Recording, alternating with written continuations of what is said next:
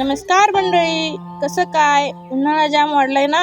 आणि उन्हाळा म्हटलं की डोळ्यासमोर पहिली येते ती म्हणजे कैरी. डाळ भात असो किंवा पोळी, सोबतीला जर चटपटीत कैरीची भाजी असेल तर जेवणाची चव दुप्पट होते. मी शिव हिंदवी रेसिपीमध्ये मनापासून सर्वांचे स्वागत करते. आज आपण बनवणार आहोत अस्सल महाराष्ट्रीयन पद्धतीची आंबट गोड आणि झणझणीत कैरीची भाजी. चला तर मग वेळ न घालवता रेसिपीला सुरुवात करूया.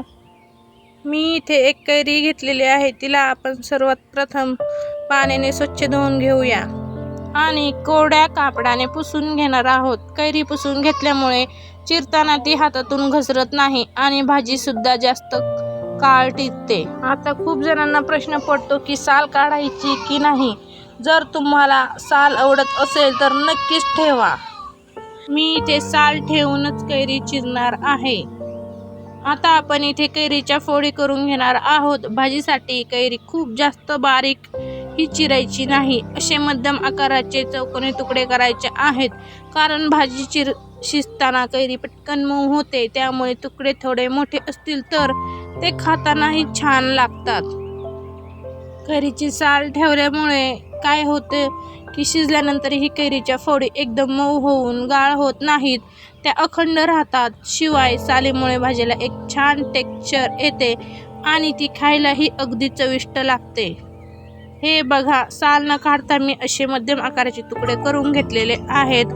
फोडींनाही हिरवी साल असल्यामुळे भाजी तयार झाल्यावर ती दिसायला खूप आकर्षक आणि रंगीत दिसणार आहे. विशेषतः म्हणजे पारंपरिक पद्धतीने जेव्हा आपण कैरीची भाजी करतो तेव्हा साल ठेवली की त्याला एक वेगळाच अस्सल गावरान लूक येतो. इथे मी सगळी कैरी अशाच पद्धतीने चिरून घेणार आहे.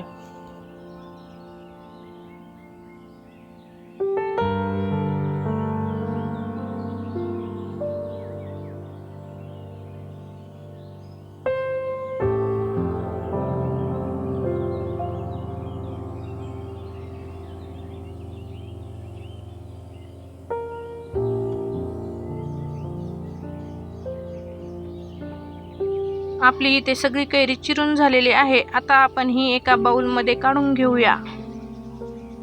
आता आपली चूल छान पेटलेली आहे. त्यावर मी इथे कढई ठेवलेली आहे. फोडणीसाठी आपण 2 मोठे चमचे तेल घालूया. कैरीच्या भाजीला तेल थोडं बेताचं पण चांगलं गरम झालेलं लागतं, म्हणजे मसाले छान फुलतात. तेल गरम झाले की सर्वात आधी टाकूया मोहरी. मोहरी छान तडतडली की मगच त्यामध्ये आपल्याला दुसरे पदार्थ घालायचे आहेत. मोहरी कच्ची राहिली तर भाजी कडवट लागू शकते, त्यामुळे ती पूर्ण तडतडू द्यायची आहे. आपण इथे 1 चमचा मोहरी, 1 चमचा जिरं ही मी यामध्ये घातलेलं आहे. त्याचबरोबर मी इथे 1 चमचा हिंग, 1 चमचा लाल तिखट आणि याचबरोबर 1 चमचा हळद ही यामध्ये मी घातलेलं आहे. आता फोडणी छान अशी आपण परतून घेऊया. आता यामध्ये आपण चिरलेली कैरी घालूया. हा बघा, फोडणीचा हा आवाज आणि सुटलेला वास यावरून कळतं की भाजी किती भारी होणार आहे. आता यात 2 मिनिटे या फोडी तेलात छान परतून घेऊया, म्हणजे मसाल्यांची चव फोडींमध्ये छान मुरेल. मी यामध्ये थोडं चवीपुरतं मीठही घातलेलं आहे. आता आपल्या कैरीच्या फोडी छान परतून झालेल्या आहेत. आता यात आपण 1 वाटी साखर घालणार आहोत. खूप जण गुळाचा वापर करतात, पण साखर घातल्यामुळे कैरीच्या भाजीला एक वेगळीच टेस्ट येते आणि भाजी दिसायला खूप छान चमकदार दिसते. साखरेचे प्रमाण तुमच्या कैरीच्या आंबटपणावर अवलंबून असते. जर कैरी जास्त आंबट असेल तर तुम्ही साखरेचे प्रमाण थोडं वाढवू शकता.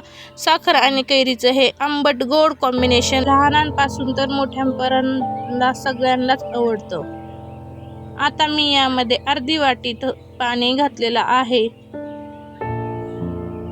चुलीच्या मंद आचेवर ही साखर हळूहळू विरघळायला लागेल. आणि याचा एक छान पाक तयार होईल. साखरेमुळे ही भाजी दिसायला अगदी एखाद्या जॅम सारखीच किंवा मुरंब्यासारखी ट्रान्सपरंट दिसायला लागते. आता मी इथे यात अजून थोडं पाणी घालत आहे. त्याने काय होईल, आपली भाजी व्यवस्थित अशी शिजून निघेल. आता या भाजीला आपण 5 मिनिटं मस्त असं मंद आचेवर शिजून घेऊया. तर मंडळी पहा, आपली चटपटीत आणि रसरशीत कैरीची भाजी खाण्यासाठी एकदम तयार आहे. तुम्ही बघू शकता साखरेमुळे या भाजीला किती छान चकाकी आलेली आहे आणि फोडी सुद्धा अगदी व्यवस्थित शिजलेल्या आहेत. याचा तो आंबट गोड सुगंध सुटलेला आहे, त्याने भूक नक्कीच वाढणार. ही भाजी तुम्ही पोळी, गरमागरम पराठा किंवा वरण भातासोबत तोंडी लावणं म्हणूनही खाऊ शकता. एकदा बनवून ठेवली की ही भाजी फ्रीजमध्ये 8 ते 10 दिवस आरामात टिकते. त्यामुळे उन्हाळ्यात ही रेसिपी नक्की ट्राय करा. तुम्हाला आजची ही रेसिपी कशी वाटली कमेंटमध्ये नक्की सांगा. व्हिडिओ आवडला असेल तर लाईक करा आणि तुमच्या मित्रमैत्रिणींसोबत हा व्हिडिओ शेअर करायला विसरू नका. अशाच अस्सल गावरान आणि चुलीवरच्या रेसिपीज पाहण्यासाठी आपल्या चॅनलला सबस्क्राईब करा. पुन्हा भेटूया अशाच एका चविष्ट रेसिपीसोबत. तोपर्यंत आनंदी राहा आणि चविष्ट खात राहा. धन्यवाद.